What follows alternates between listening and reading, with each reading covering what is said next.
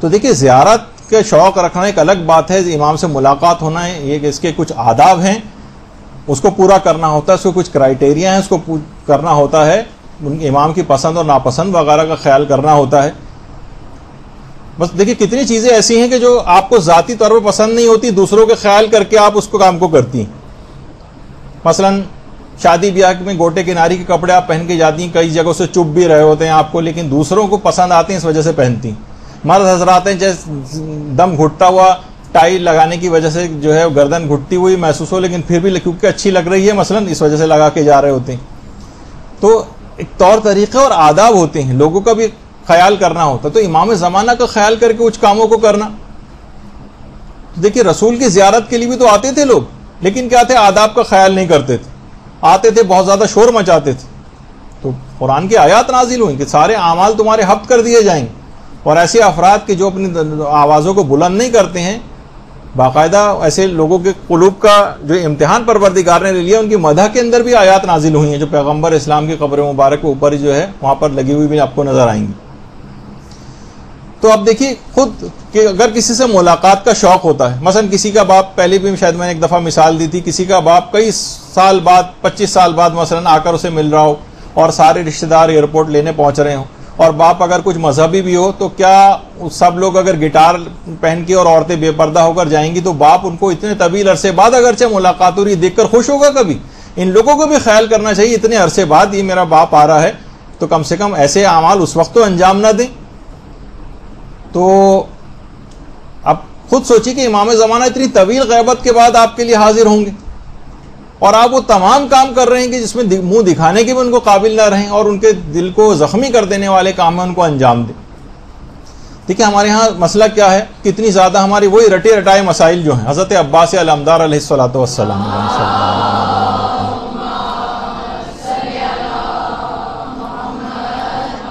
رٹے رٹائے انداز میں ان کی زیارتیں جو ہیں پڑھی جاتی ہیں، اس کے اندر الفاظ پہ غور نہیں کرتے کہ کیا کہا جا رہا ہے. السلام علیک ایھا العبد الصالح المطیع للہ ولرسولہ ولامیر المومنین والحسن والحسین.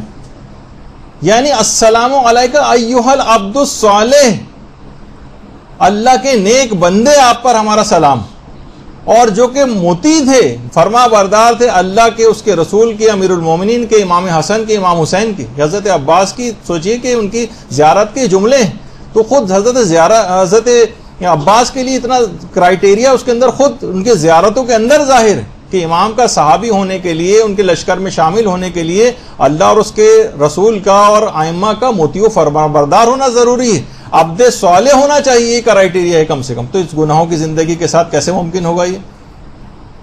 تو وہی والا سوال ہمارا آ جائے گا کہ بے عمل مومن کا ظہور امام میں کوئی کردار نہیں. انٹرنس ٹیسٹ ہی کے اندر فیل ہو جائیں گے. فوج میں کم سے کم بھی جو ایک ریکروٹ بھی جو بھرتی ہوتا ہے بہت ابتدائی طور پر کوئی کرائٹیریا ہوتا ہے اس کا. ایسے روڈ پہ راہ چلتے آدمی کو اٹھا کر وہاں پہ نہیں لے جایا جاتا فوج کے اندر. تو کیسے ممکن ہے کہ امام زمانہ کی فوج میں ایسے ہی لوگ سب شامل ہو جائیں گے، فاسق و فاجر و بدکار اور لاپرواہ زندگی گزارنے والے؟ یہی وجہ ہے کہ آیت اللہ بہجت کہتے تھے کہ جو غیبت کا سبب ہے یہ ہم خود ہیں. اعتقاد ہمارا صحیح ہے لیکن عمل میں ہماری کمی ہے، عمل ہمارے اعتقاد کے موافق نہیں، اور بے عملی خود ثبوت ہے اس بات کا کہ آپ کا اعتقاد کمزور ہے. یعنی جس کو اعتقاد ہو کہ مثلا آگ جلاتی ہے وہ جان بوجھ کے کبھی ہاتھ نہیں ڈالتا، جس کو پتا ہو کہ مثلا 10ویں منزل سے میں چھلانگ لگاؤں گا تو ہاتھ پاؤں ٹوٹ جائیں گے یا میں مارا جاؤں گا، کبھی بھی چھلانگ نہیں لگاتا. پھر کیا وجہ ہے کہ جہنم پر آپ کا اعتقاد ہے لیکن پھر سارے جہنم میں جانے والے کام بھی کر رہے ہیں. عذاب قبر پہ آپ کا اعتقاد ہے لیکن سارے عذاب قبر جن اعمال سے ہوتا ہے وہ سب انجام دے رہے ہیں. تو مسئلہ لا علمی کا نہیں ہے، بے عملی کا ہے. یہی وجہ ہے کہ آیت اللہ بہجت کا جملہ مشہور ہے کہ ہماری سب سے بڑی مشکل لا علمی نہیں ہے بلکہ بے عملی. اگر اللہ کو حاضر و ناظر جانتے کہ وہ ہمیں دیکھ رہا ہے تو کب ہم ان افعال کو انجام دیتے؟ دیکھیے آج سی سی ٹی وی بہت جگہوں کے اوپر لگے ہوئے ہیں کیمرے. لوگ قانون سے بچنے کے لیے ان کیمروں سے چھپ کر جو ہے جرائم کو انجام دیتے ہیں، جہاں وہاں نہیں ہوتا وہاں پر جرائم کو انجام دیتے ہیں. تو اللہ کو بھی معاذ اللہ ہم نے سوچا کہ شاید سی سی ٹی وی کیمرے کی طرح سے وہ کہیں لگا ہوگا تو وہاں پہ انجام نہیں دیں گے، چھپ کر گناہ کر سکتے ہیں. یہ وجہ ہے کہ آیت اللہ بہجت کہتے تھے کہ ہمارے انحرافات کی جڑ یہی ہے کہ ہم خدا کو حاضر و ناظر نہیں سمجھتے.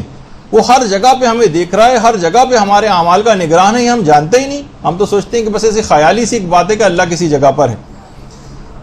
تو یہی وجہ ہے کہ صرف مخلص اور اطاعت گزار افراد ہوں گے، وہی امام زمانہ کی طرف لپکیں گے۔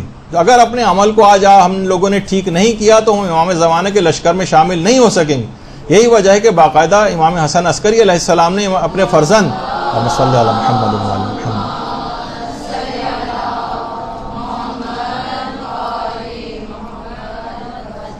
فرمایا تھا امام زمانہ سے کہ صرف مخلص اور اطاعت گزار افراد ہی آپ کی طرف لپکیں گے، بے عمل اور فاسق و فاجر تو یعنی ڈر کر بھاگ جائیں گے۔ تو امام نے فرمایا تھا جان لو یقیناً اہل اطاعت اخلاص کے قلب کے ساتھ آپ کی جانب یوں لپک کر آئیں گے کہ جیسے پرندے اپنے گھونسلوں کی جانب آتے ہیں۔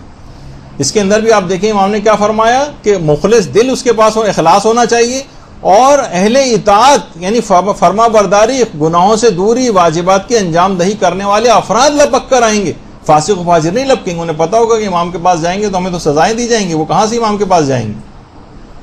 تو اور اس کے بعد جب ظہور کا اعلان ہوگا آسمان سے، یہ سب ندائیں آئیں گی تو باقاعدہ اعلانات بھی نشر ہوں گے۔ اس کے اندر بھی یہی ہے کہ ہمارے چھٹے امام نے فرمایا کہ محرم میں آسمان سے ندا آئے گی، اے لوگو آگاہ ہو جاؤ، خدا کی مخلوق میں خدا کا انتخاب امام مہدی تشریف لے آئے ہیں، ان کی بات کو پوری توجہ سے سنو اور اطاعت کرو۔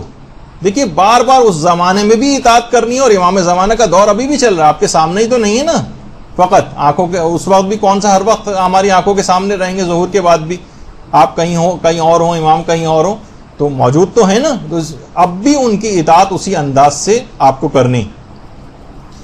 تو یہ تمام چیزیں ایسی ہیں کہ دیکھیے جو اب بس آخری بات یہ کہ جو اس زمانے میں کرائیٹیریا تھا دیگر ائمہ کا رسول خدا کا، وہی کرائیٹیریا ابھی بھی ہوگا۔ یعنی جیسے کہا جاتا ہے نا کہ کیسے ممکن ہے کہ رسول خدا تو مثلا داڑھی منڈے شخص کو روایت میں ہے کہ ان کے پاس آیا تو امام پیغمبر نے اپنے رخ کو پھیر لیا، تو اتنے گناہوں کے ساتھ پیغمبر تو اپنے رخ کو پھیر لیں اور امام زمانہ بڑھ کے اس کو گلے لگا لیں، یہ تو ممکن نہیں ہوگا نا۔ اسی طریقے سے مثلا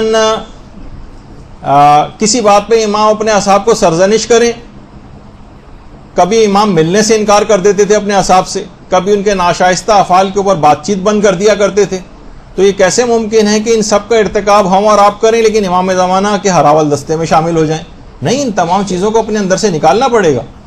اور یہی وجہ ہے کہ کہا جاتا ہے کہ ایسے افراد کے لیے ہی کہ جو اس قسم کے افراد ہیں جو جہالت کی انتہا کے اوپر پہنچ گئے، کہ امام زمانہ فرماتے ہیں ہمیں شیعہ قوم کے جوہلا اور بیوقوفوں نے اور ایسے لوگوں نے جن کے دین کے مقابلے میں مچھر کا پر بھی بھاری ہے بہت تکلیف اور اذیت پہنچائی۔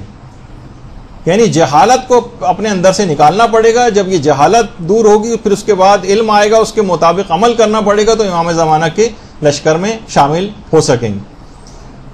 تو یہی وجہ ہے کہ امام زمانہ کے حقیقی انتظار کرنے والوں کے لیے کہا جاتا ہے کہ دیدار کی تمنا بھی رکھتا ہو، پھر پرہیزگاری بھی اختیار کرے، زیادہ سے زیادہ نیک کام کرے، بہترین اخلاق کا مظاہرہ کر کے امام زمانہ کے ظہور کی راہ ہموار کرے، اور اسی طور پر اس دنیا سے چلا جائے گویا ایسے ہی جیسے امام کے مقدس خیمے میں موجود ہے اور امام زمانہ کی راہ میں شہید ہوا۔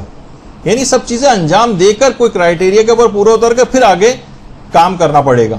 اور یہی وجہ ہے کہ امام زمانہ کی غیبت میں جو 3 اہم ذمہ داریاں ہیں، واجبات پر عمل، حرام کاموں سے پرہیز اور تبلیغ دین، یہ 3 کام انجام دینے ہیں۔ اس کے بغیر امام کے لشکر میں شامل ہونے کے حوالے سے ہمارا کوئی کردار نہیں ہو سکے گا۔